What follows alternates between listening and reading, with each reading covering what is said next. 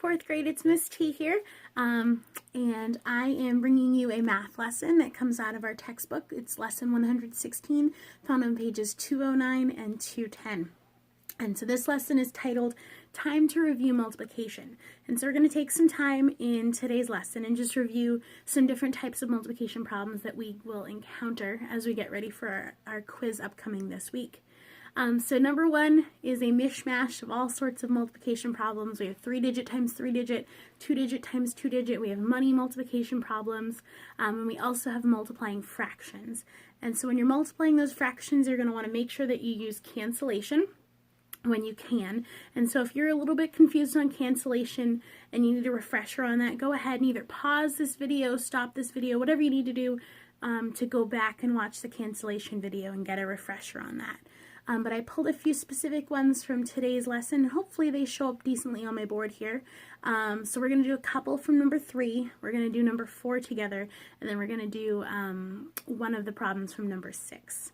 So let's take a look at 3A. In 3A, we have the mixed number 3 2/5. And we need to change it to an improper fraction. And so when we are making a mixed number into an improper fraction, we're going to do some multiplication. So we already have our handy dandy equal sign. We're going to go ahead and bring our fraction bar over. And we're going to bring our denominator of 5 right on over. Awesome. So in the numerator, what we're going to do is we're going to multiply our whole number. So 3 times my denominator of 5 plus my numerator of 2. So in the numerator, again, we have 3 times 5 plus 2.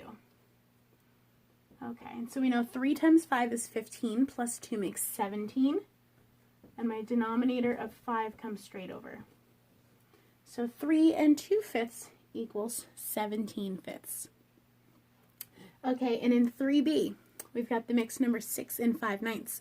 6 5/9. So again, the same process we just did in 3A to change our mixed number to an improper. We've got our equal sign already. Let's bring our fraction bar over and our denominator of 9 over. And again, the formula is whole number times denominator plus numerator. So whole number of 6 times the denominator of 9 plus number 5. All right, fourth grade, and 6 times 9 is 54. Good job. Plus 5 makes 59. And that's 59 over 9. 59 ninths. So 6 5/9 equals 59 ninths. I went super fast on that one. So again, if you need to pause and rewind it, go ahead. And I'm going to leave 3C and 3D up to your own devices, but you guys can totally do it. So taking a look at number 4, our directions for number 4 read to find the estimated distance from rock gap to state line. So I didn't draw the really pretty picture on my board. I have some colors, but they wouldn't have all shown up. So I kind of did a big squiggly line here with the different bullet points along the way to represent the different stops along the line. And so for number 4, we have Rock Gap, we have Roaring Falls, Beach Gap, Standing Bear, and State Line. And so we're estimating the distance. So when you estimate, you're rounding up, you're rounding down. And you want to look specifically at your units place in your number. So if your units place is 5, 6, 7, 8, or 9, you're going to round up to the next 10. Or if it's 4, 3, 2, or 1, you're going to round down to the previous 10. What do I mean by that? Well, let's do a few of these and hopefully it refreshes your memory. So the segment Rock Gap to Roaring Falls Gap is 16 miles. 16, so look at that ones place. Are we going to round 16 up to 20 or down to 10? We're going to round it up to 20. Awesome. Roaring Falls to Beach Gap, we have 19 miles. We're rounding 19 up or down. We're going to round 19 up to 20. Good job. Beach Gap to Standing Bear, that's 13. Look at that ones place. So we're rounding 13 up, or we're going to round 13 down to the nearest 10. We're going to round it down to the nearest 10, so we're going to put 10 right there. And then lastly, Standing Bear to State Line. Standing Bear to State Line is 18 miles. Are we rounding 18 up or down? That's right, we're going to round 18 up to 20. All right, and so, oh, that one came out really vibrant. I just had to tip the marker a certain way. What do you think about that? So we need to take these estimated distances and add them together to get our total. Because remember, it wants rock gap to state line.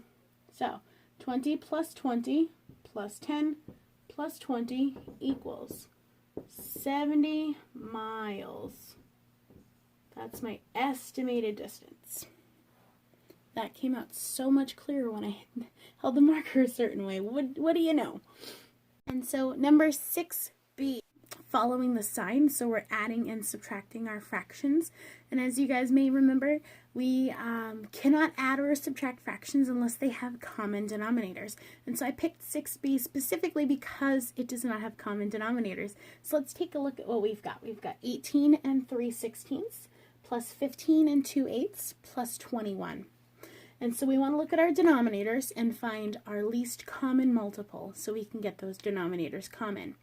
And when we're looking for least common multiples, remember we're looking for multiples. So we're looking for numbers that would show up on the multiplication table.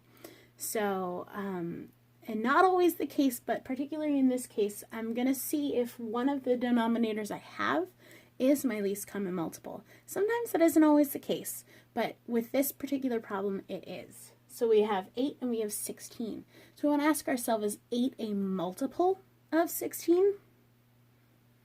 Nope, 8 is what we call a factor of 16 because 8 times 2 equals 16. It is a factor. 8 does not show up on the 16 times table. But is 16 a multiple of 16? Well, yes, 16 times 1 equals 16. And is 16 a multiple of 8? 8 times 2 is 16. So 16 is going to be our least common multiple and therefore our common denominator. So let's go ahead and let's set up equivalent fractions. So put my equal sign. There we go. 18 and a 16 in the denominator. Bringing over these whole numbers first and a 16 in the denominator. And this one I can just bring the whole number over. Okay. So, this top number, 18 and 3/16 equals 18 and blank over 16. I don't have to do any math to find that missing numerator. It's straight up equal. 3/16 will equal 3/16. So I bring that 3 over into the numerator. And in the second number we have here, 15 and 2/8 equals 15 and blank over 16. Well, I'm going to ask myself, 8 times what gives me 16? 8 times 2, that's right. 8 times 2. And whatever I do in the denominator, I have to do in the numerator. So I'm going to do up here in the numerator 2 times 2, which equals 4. All right, I have common denominators. I am ready to add all of these numbers, 4th grade. So let's start with our fractions. 3/16 plus 4/16 equals 7/16. And our whole numbers in the units place. 8 plus 5 plus 1, 14. In the tens place, 1 plus 1 plus 1 plus 2, 54. Now I want to look at 54 and 7/16 and ask myself, can I reduce? Do 7 and 16 have any common factors besides 1? No, so I can't reduce this. So our answer to this problem is 54 and 7/16. And again, when you're looking at adding fractions with different denominators, you want to find the least common multiple. All right, 4th grade, it's been great hanging out with you. If you need a repeat or a refresher on anything, just pause and rewind the video. Bye, 4th grade.